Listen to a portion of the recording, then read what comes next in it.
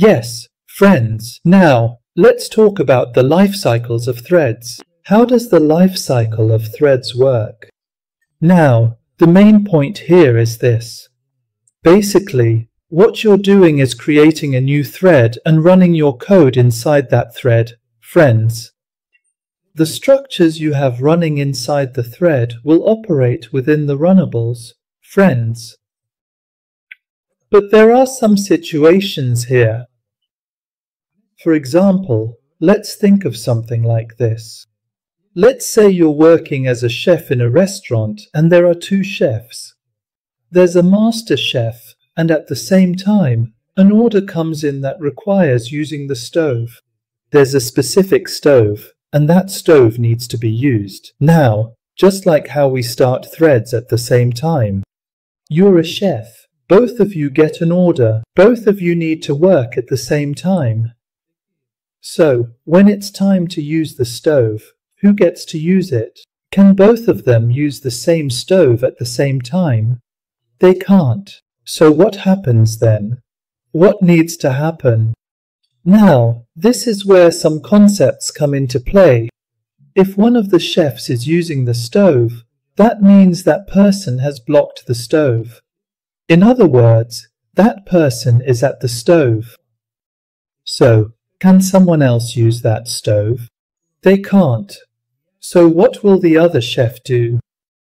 They will have to wait until the stove is free, friends. So here, for a thread to be able to work, there are two states. It's not like every thread that starts will definitely run and finish. It might run.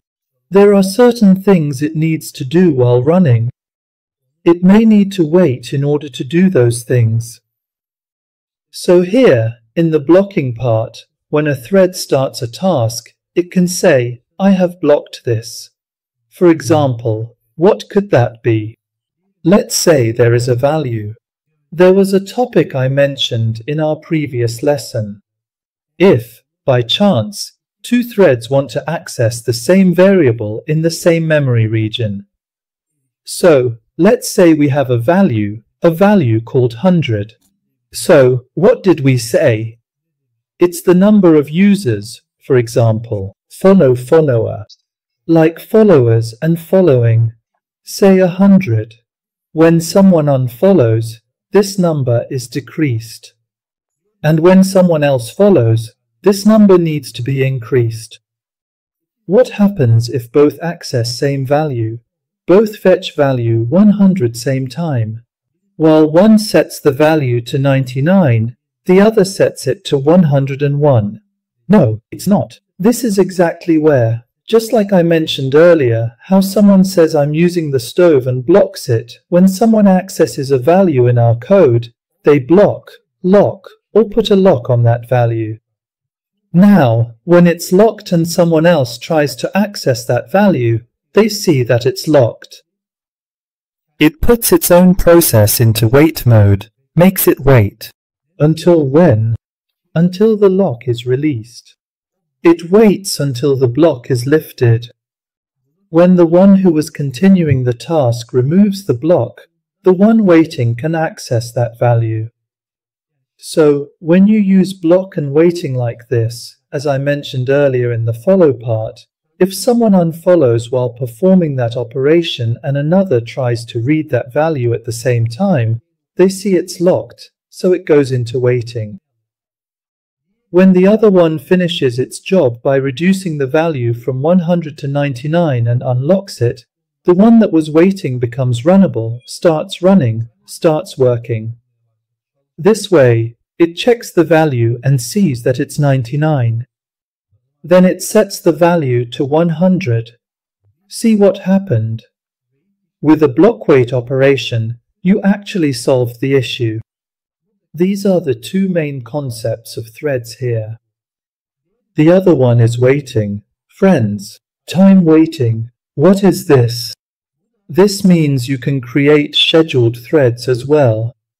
In other words, you can schedule a thread to run at a certain time.